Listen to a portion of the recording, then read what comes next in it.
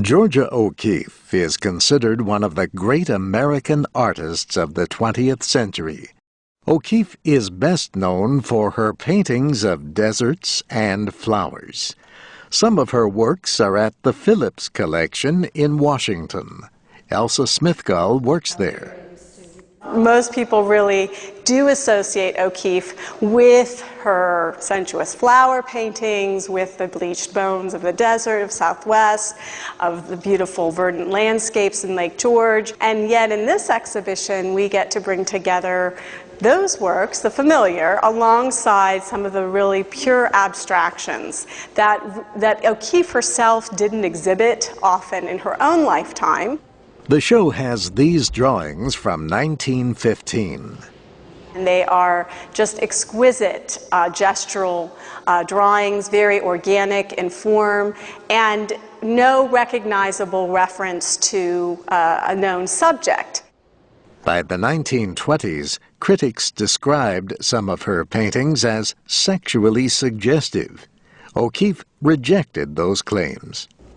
Well, I think that the sexualized reading of her work she fervently resisted in its time. When it really first surfaces in the 20s, she really spoke out strongly against it and has said that she was making a concerted effort to shift her focus in her work towards more recognizable subject matter as a way to try to steer the critics towards another kind of reading of her work.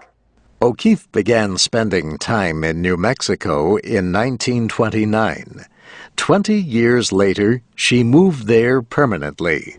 And it brings up a whole new body of subject matter, a lot of the New Mexico landscapes, but also those great sun-bleached bones that she'll hold up against the sky to frame the view through the socket of a pelvis bone, for example. During this period, her paintings changed. You start to see her depicting flowers increasingly large in format and increasingly greater in magnification.